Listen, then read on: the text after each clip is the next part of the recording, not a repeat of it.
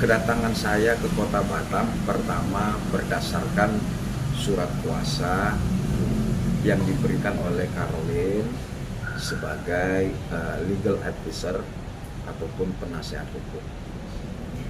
Nah, langkah-langkah yang diambil di Batam ini adalah secara persuasif, ya. Kedatangan kami ke sini adalah untuk mendesak Ketua DPRD Kota Batam dapat mengambil sikap, ya, dan dapat menghormati segala bentuk aspirasi yang disampaikan oleh masyarakat, apakah itu berbentuk perorangan ataupun kelompok maupun organisasi. Artinya, lembaga DPRD ini adalah tempat di mana masyarakat menyampaikan keluhan dan aspirasinya. Apakah itu berbentuk daripada kekecewaan atas perilaku-perilaku pemerintah, pejabat negara yang bersifat secara institusi maupun perorangan. Itu maksud tujuannya, dan kedatangan penasehat hukum berdasarkan surat kuasa yang diterima untuk mendesak agar segera disikapi aspirasi yang disampaikan oleh masyarakat tersebut. Jangan aspirasi itu ditanggapi secara secara ukuran kecil. Dia harus bisa menerjemahkan, jangan dimarginalkan dia. Harus bisa menerjemahkan bagaimana masyarakat itu menyampaikan aspirasinya. Mungkin apa yang ada di hatinya, apa yang ada di benak pikirannya tidak dapat mengelola tatanan bahasa yang lebih baik. Tetapi ada di situ harus dipelajari substansi daripada keluh kesahnya itu apa. Ya. Seperti yang saya sampaikan bahwa surat tersebut menyampaikan tentang keluhan percintaan. Memang lembaga DPRD tidak membahas tentang asmara. Yang sangat disayangkan adalah Ketua DPRD sendiri menyikapi itu secara marginal, terlalu kecil. Ya. Jadi dia hanya mengambil bahwa ini adalah tuntutan dari seseorang di dalam permainan asmara yang terlarang. Tetapi bukan itu yang mau kita inginkan. Yang kita inginkan, coba terjemahkan secara besar bahwa di dalam surat itu adalah menyoroti tentang moral. Bagaimana perilaku anggota dewan yang terhormat, ya, bersikap dan berperilaku yang tidak bermoral. Jangan berbicara meninjau tentang adanya kerugian negara. Kalau kemarin saya mengatakan, ya sah-sah saja, Ketua DPRD mengatakan tidak ditemukan kerugian negara. Yang artinya, secara langsung memang tidak ada keuangan negara yang bobol. Tidak ada di situ keuangan negara yang terkorupsi. Akan tetapi ada kerugian negara di situ. Kerugian negara apa?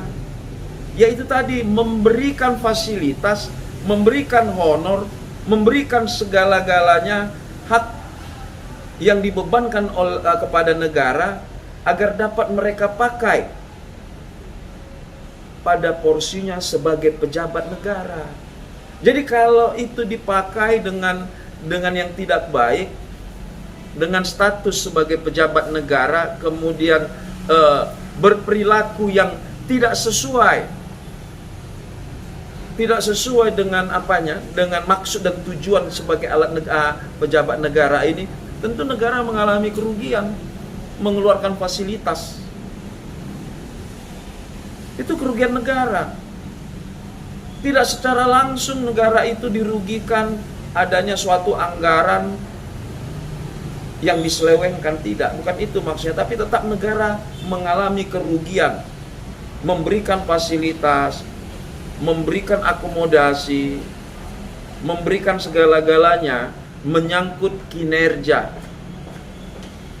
Tetapi ya akhirnya kita melihat perilaku amoral yang terjadi, kesewenang-wenangan. Itu yang saya sikapi. Jadi di sini kita mendesak agar ini ditentukan sikap.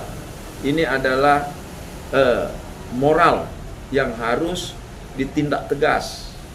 Jangan nanti presiden buruk bahwa sepertinya ketua DPRD melindungi perilaku-perilaku yang amoral, perilaku-perilaku yang sudah di luar daripada sumpah, ya, sumpah jabatan. Saya sampaikan bahwa jangan pernah bermain api kalau tidak mau terbakar. Jangan pernah menyentuh mawar kalau tidak mau tertusuk duri. Ya sederhana. Jadi kalau dipertanyakan kenapa begini, kenapa begitu, ya tidak akan titik temu.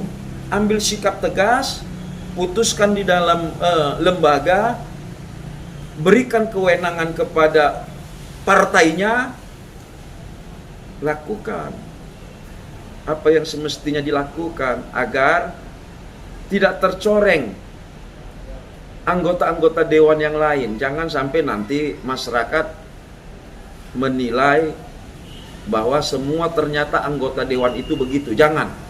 Karena tidak begitu anggota dewan. Anggota dewan ini adalah wakil daripada rakyat untuk mengontrol kinerja daripada pemerintah yang melaksanakan amanah di dalam pembangunan mental dan spiritual serta pembangunan fisik bagi kelanjutan suatu kota, bagi suatu provinsi, kabupaten maupun negara.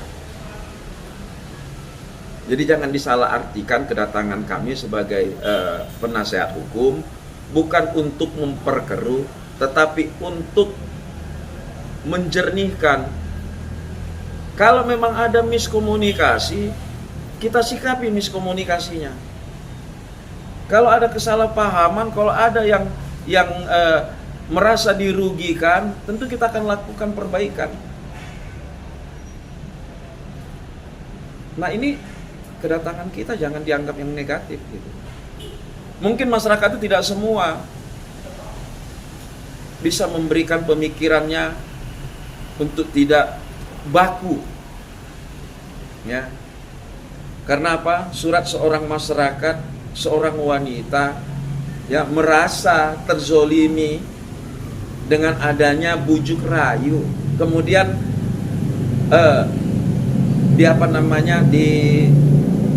dipungkiri bahwa itu tidak pernah terjadi.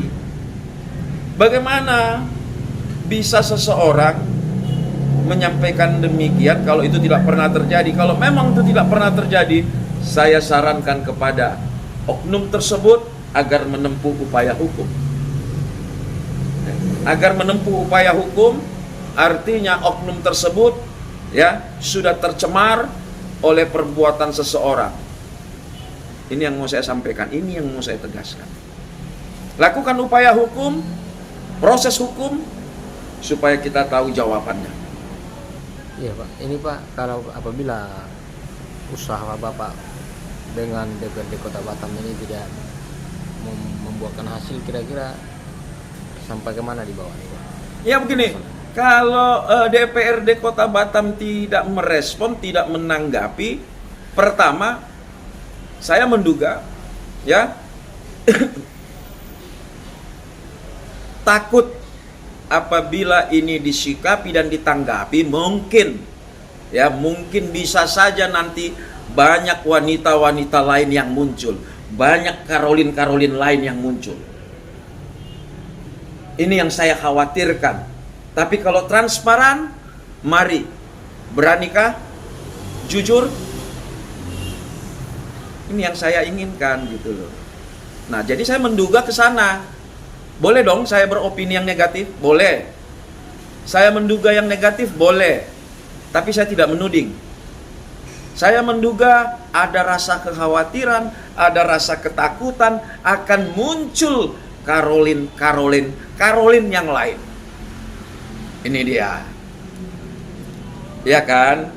Jadi artinya kalau memang berani jujur, berani mengakui, ya mungkin kita akan melihat kredibilitas orang-orang yang ada di Dewan Perwakilan Rakyat Kota Batam ini. Mereka adalah orang-orang yang tidak mau tercemar, orang-orang yang bersih. Ya, terlepas dari adanya perilaku oknum, mungkin diduga ada 1, 2, 3 orang, ya itu terlepas.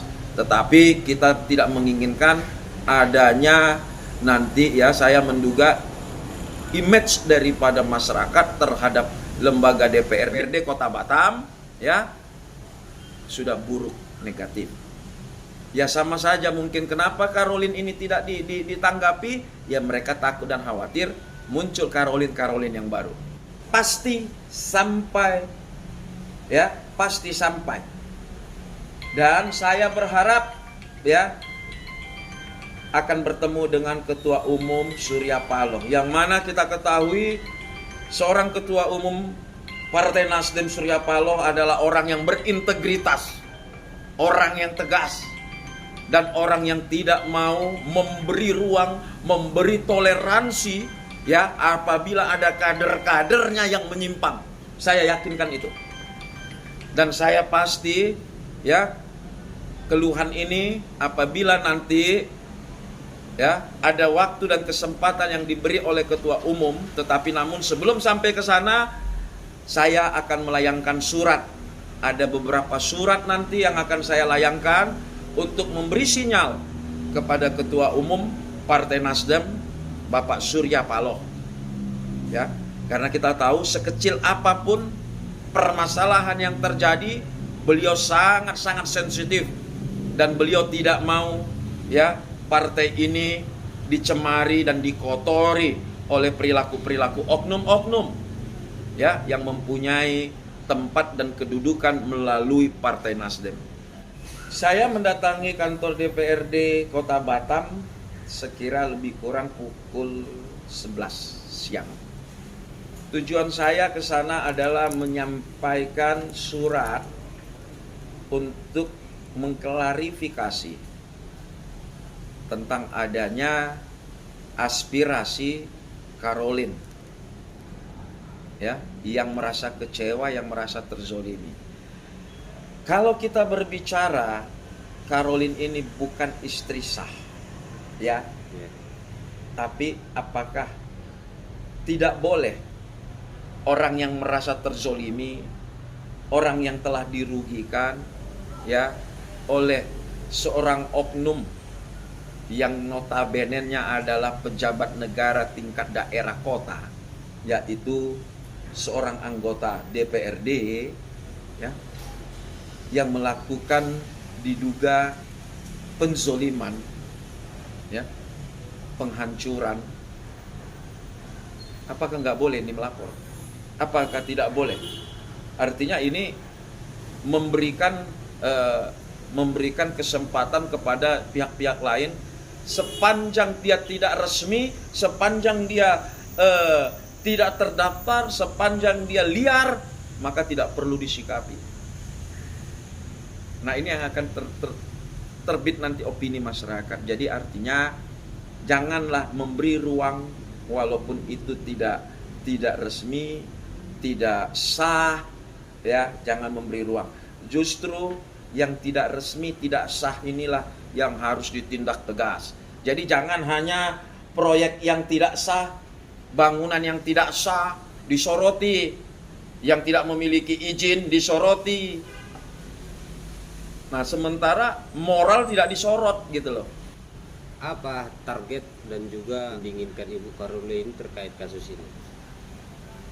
Tadi pertanyaannya adalah membela Ibu Caroline ya. Pertama di sini perlu saya sampaikan ya. Yang utama itu bukan membela Ibu Caroline. Ya. Saya di sini adalah untuk mendudukkan, membersihkan ya adanya oknum-oknum pejabat negara di dalam lembaga negara terhormat, Dewan Perwakilan Rakyat di daerah, kota, kabupaten, provinsi maupun nasional ya, untuk membersihkan perilaku-perilaku amoral. agar dapat institusi itu, lembaga itu menyikapi lah, ya, perlu mengambil tindakan tegas. Sekalipun kalau tidak ada kerugian negara secara langsung, tapi negara telah rugi memberi fasilitas kepada seorang pejabat negara di dalam lembaga negara terhormat, Dewan Perwakilan Rakyat. Itu dia. Adakah upaya untuk penyelesaian secara kekeluargaan nih, Bang? Mungkin kalau upaya penyelesaian secara kekeluargaan sudah jauh-jauh diberikan kesempatan oleh Caroline, ya. Artinya begini, saya sudah mengatakan kepada Caroline bahwa Caroline sudah menyampaikan bagaimana Bang, ya Caroline panggil Abang ya. Bagaimana Bang kalau kami bisa bertemu sama Abang di Medan? Kira-kira bagaimana menurut Abang? Saya mengatakan sama Caroline, alangkah baiknya bila kalian datang ke Medan, tentu juga saya akan menjaga privasi kalian. Dan saya tidak akan membuat pertemuan secara publik, tidak. Tentu kita akan bertemu, berbicara dengan rasa kekeluargaan, bagaimana solusinya di dalam miskomunikasi, di dalam salah mengambil sikap. Artinya semua itu bisa diperbaiki, ya. Tetapi ini tidak, malah saya, Caroline, dikatakan bahwa penandatanganan surat kuasa di atas selangkangan. Gila kan? Saya dibilang menandatangani, Caroline memberikan kuasa di atas selangkangan. Siapa oknumnya? Ya, oknum tersebut, ya. Bahkan keluar bahasanya, puas-puaskanlah dirimu sama dia. Ini apa? Artinya di sini moral daripada seorang oknum anggota DPRD Batam, AT, adalah moral selangkangan. Karena mungkin sudah hidupnya dari selangkangan-selangkangan liar. Ini yang saya duga. Karena segampang dan semudah itu dia mengatakan demikian.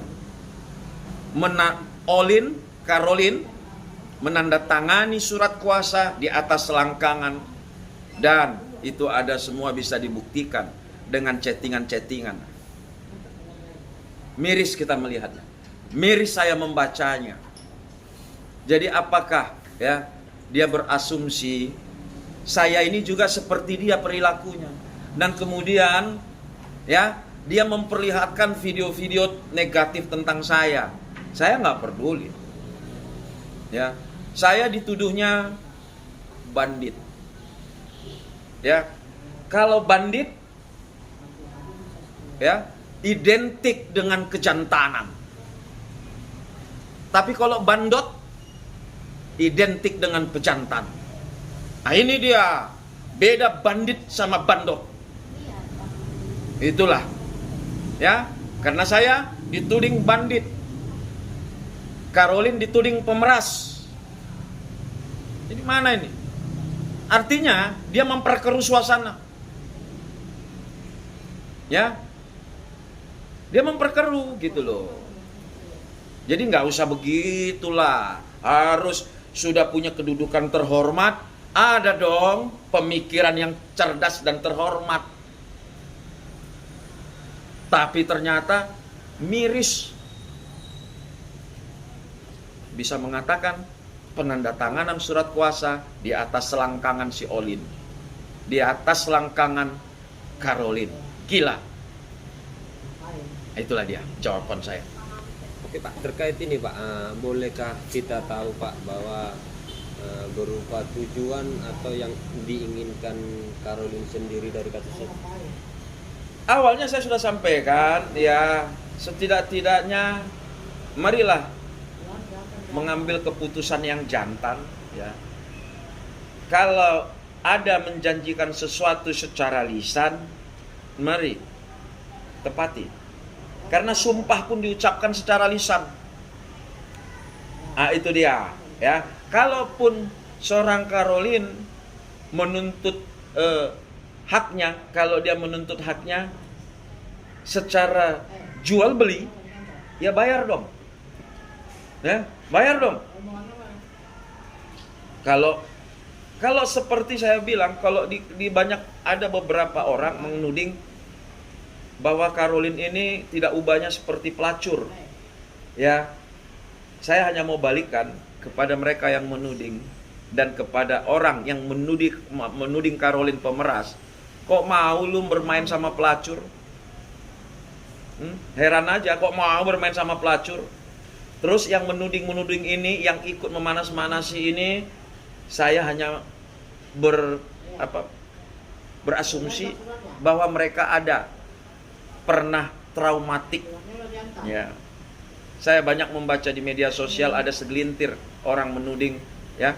Dan saya juga sampaikan kepada media-media yang melibatkan orang tua si Caroline, yang menyampaikan berita secara sepihak tanpa mengindahkan Undang-Undang Pers 40, ya, tidak melakukan checks balance atau cross check, ya.